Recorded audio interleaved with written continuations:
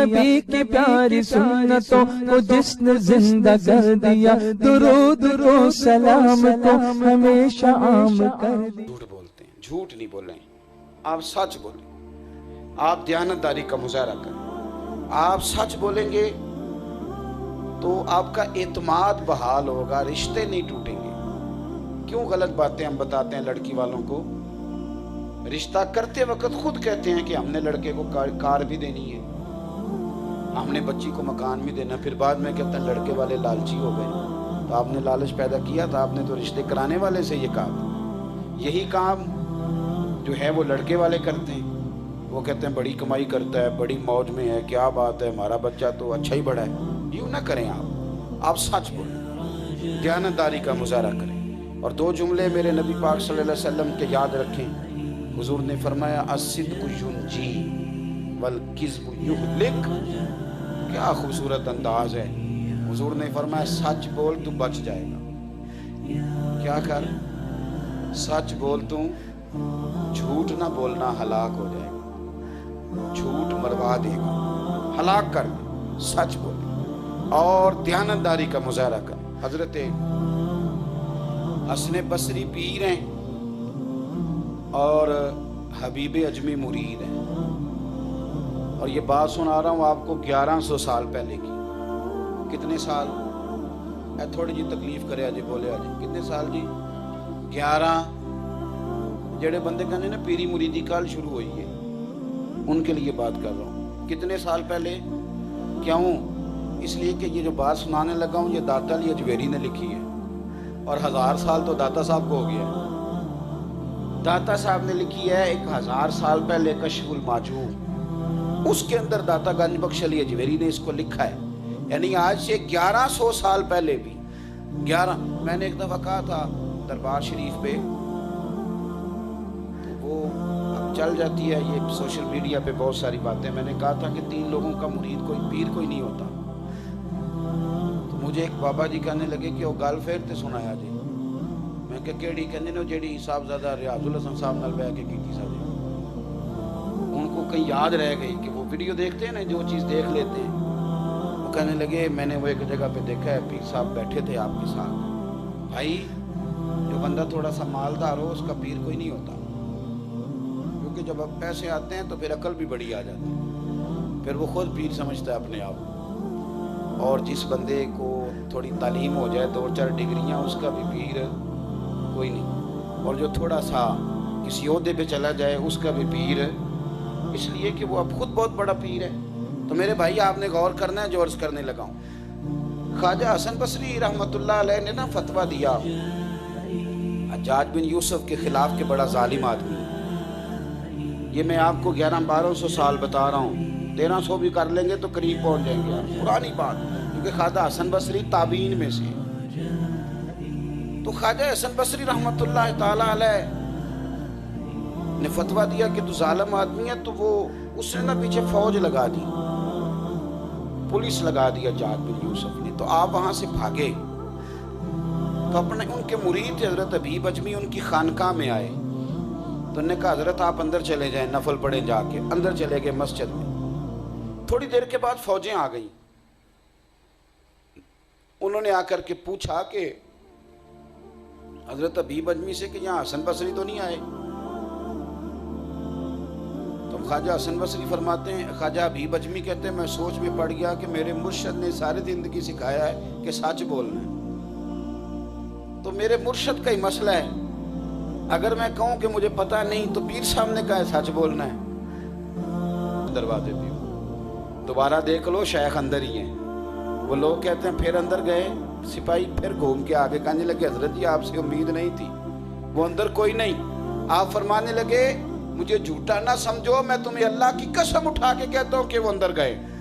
وہ قسم پر پھر گئے اور اندر سے گھوم کر پھر آ گئے۔ داتا صاحب نے لکھا ہے واپس آ کے کہنے لگے اندر شاہی کوئی نہیں، تو فرمانے لگے نہیں تمہیں نظر آتا تو میں کیا کر سکتا ہوں۔ انہوں نے کہا چھوڑے جناب اندر کوئی شے نہیں۔ پولیس واپس چلی گئی۔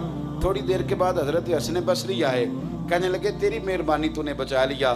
کہنے لگی حضور میری مہربانی نہیں، یہ سچ کی مہربانی ہے، یہ سچ کی برکت۔ جب آپ سچ بولتے ہیں تو اللہ مدد فرماتا ہے، جھوٹ بولنے کی کیا ضرورت ہے؟ इसी तरह का मामला बददियानती के साथ है। कुछ लोग जानबूझकर बददियानती करते हैं। उसकी कोई ज़रूरत है? हुजूर ने हमें जो इखलाक दिया है ना, उसमें फरमाया ला दीन लिमल्ला अमानत अला। उस बंदे का मैं दीन ही नहीं मानता जो अमानतदार। और मुजाहरा करें सही वाली दयानतदारी का। हमारे यहाँ ना, आपने नाराज़ नहीं होना, वैसे भी मैं आपकी थोड़ी बात कर रहा हूँ, मैं तो जो काम करते हैं उनकी बात कर रहा हूँ। ओवरऑल ये मसला है कि 2-4 हज़ार रुपये पे लोग दयानतदार होते हैं, लेकिन जब मसला 2-4 लाख का आ जाए या 1.5-2 करोड़ का आ जाए, फिर दयानतदारी मुश्किल हो जाती है। फिर माहौल, आप हैरान होंगे कि हमारे मुल्क में करप्शन 2-4 हज़ार की है ही नहीं। यहाँ तो जिसने भी करप्शन की 200 अरब की कर ली।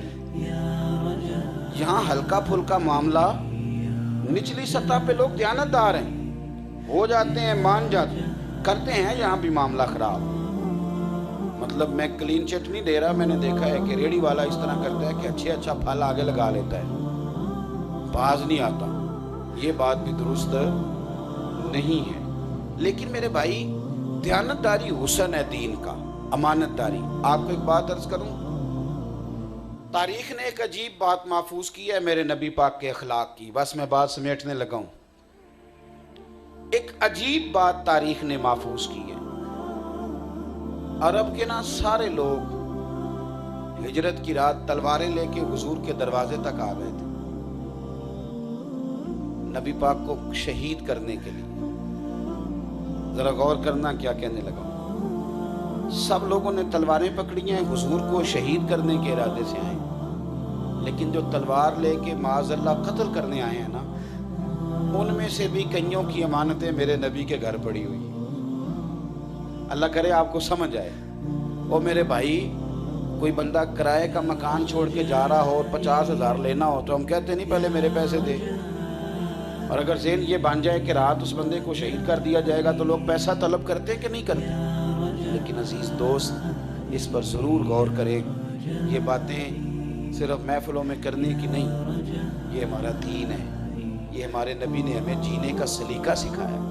साहब, सैयद आलम सल्लल्लाहु अलैहि वसल्लम को शहीद करने आ गए, अमानतें अभी भी हुजूर के पास पड़ी हैं। गोया तारीख मुस्कुरा मुस्कुरा के ये बात बयान करती है कि उन्हें भी यकीन था कि अगर माज़अल्लाह हुजूर शहीद भी हो गए तो फिर भी उनकी अमानतें ज़ाया नहीं होंगी। और आप देखिए, नबी पाक सल्लल्लाहु अलैहि वसल्लम ने बंदोबस्त फरमाया, अपने लिए नहीं, सारी तारीख की किताबें देख लो, वो जो कत्ल करने आए थे उनकी अमानतें भी हुजूर के घर थीं। मौला अली को बिस्तर पे सुला के फरमाया, अली तू लेट जा, सवेरे आ जाना। हुजूर मेरे ज़िम्मे काम क्या है? फरमाया, लोगों की अमानतें वापस करना, उनकी अमानतें जो दुश्मन हैं। यहाँ तो मेरे भाई, अब जो आपने पैसे बड़े प्यार से दिए वो भी आप वापस नहीं ले सकते, सवाल ही नहीं पैदा होता। उसके लिए तो वो लोग कहते हैं, आप केस भी करें तो वो कहते हैं तू बता कितने दे सकता है, किस तरह दे सकता है। इतना जब उरूज बददियानती को दिया जाएगा, फिर हालात ख़राब होंगे। 3 बातें आपकी खिदमत में अर्ज़ की हैं। एक तो खुददारी से ज़िंदगी गुजारें, हाथ नहीं फैलाएं। आप अल्लाह रसूल से मांगना शुरू करें, आपकी जेब में कभी खाली नहीं होगी। और दूसरी गुजारिश आपकी खिदमत में ये अर्ज़ की है कि झूठ नहीं बोलें कभी भी, आप सच बोलें। आप इन्नल अहद काना मसऊला, अल्लाह ताला अहद के बारे में पूछेंगे, सच्चाई के साथ ज़िंदगी गुजारें। और तीसरी बात आपकी खिदमत में अर्ज़ की है कि कभी बददियानती ना करें।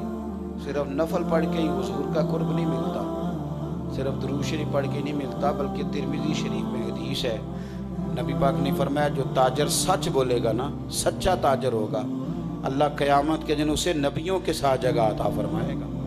यानी तू तिजारत सच बोल के कर, तुझे मदीने वाले का कुर्ब नसीब हो जाए, हुजूर तुझे साथ बिठाएंगे। शर्त यह है कि ताजर हो पर हो सच्चा, बददियानती का मुजाहरा न करे। जैसा मैंने शुरू में कहा, आप हज़रात बैठे, इंशाअल्लाह नात खानी होगी, उसको आप सुने। अल्लाह ताला आपको बेहतरीन सिला अता फरमाए। आए नहीं किसकी नात शरीफ।